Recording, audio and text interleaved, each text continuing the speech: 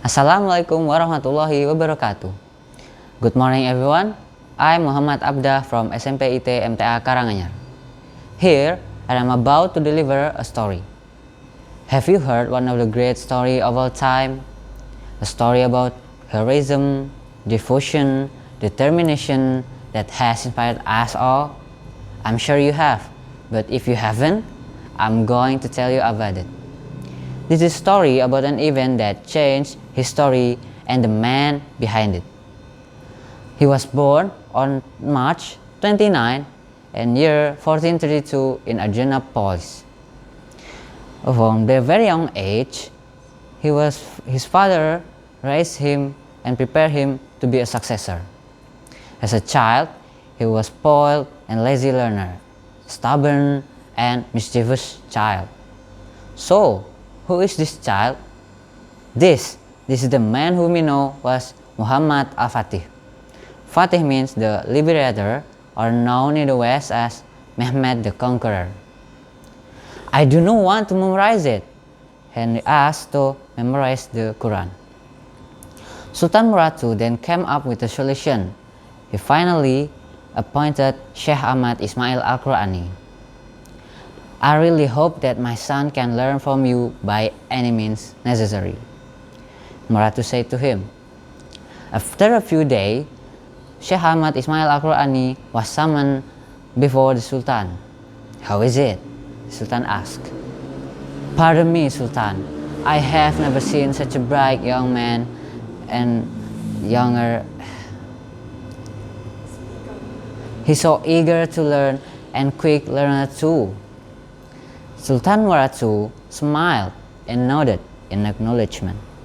It's his son after all.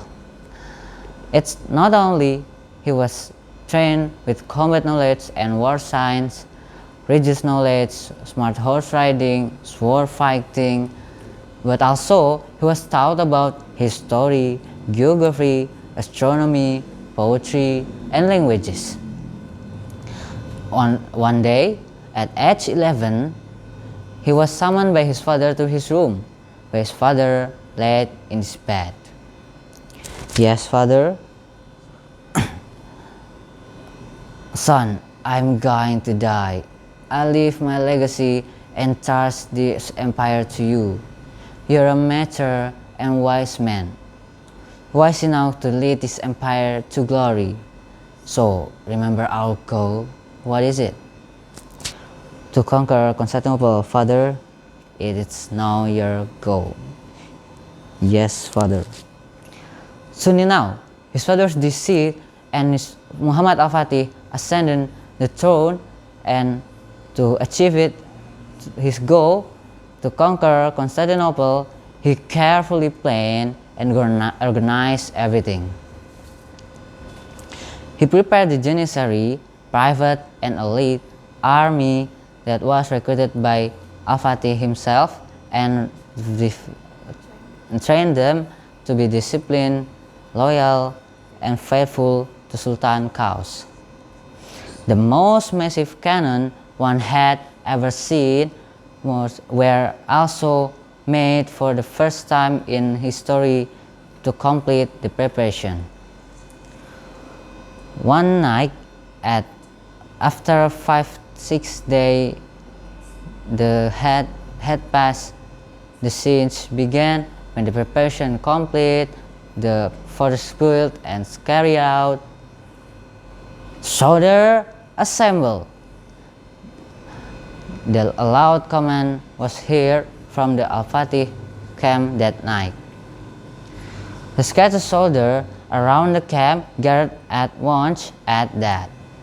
Before them, Sultan Muhammad al-Fatih, with his robe of greatness and magnificence, it is gaze around the face of front of him. My dear brother, he began. Tonight, we all are here to bearing witness of the truth our prophet had uttered long before our time, and we will fulfill that promise for over thousand, 100 years since it built, there was no one, nobody, nothing had ever to come close this gate. But we will change that. You and me, my dear brother, in our hands right now lay the strength of Allah in the name of Islam. To Allah we belong, and to Allah we return, and only to Allah we give our body, soul, and our last breath. Allahu Akbar. That last utterance called out for a roaring echo of the rows of soldiers. The speech sparked the spirit of the soldiers all at once like never before. After Subuh prayer, the army ready to strike again, and with the utmost strength and full motivation this time. At last, with Allah's will, Muhammad al-Fatih took over the gates and the city.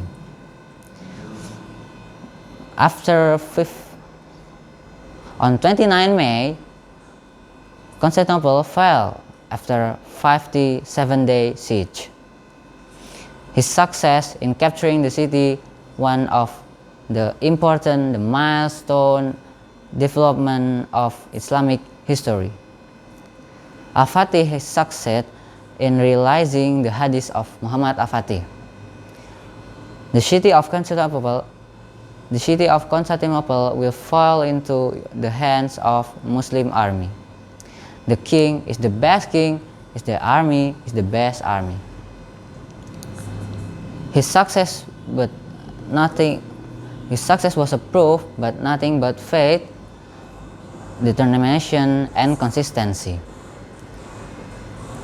What we can learn from the story is that as long as we always keep our mind to something, we sure will achieve it, no matter hardship, the hardest, and the impossible.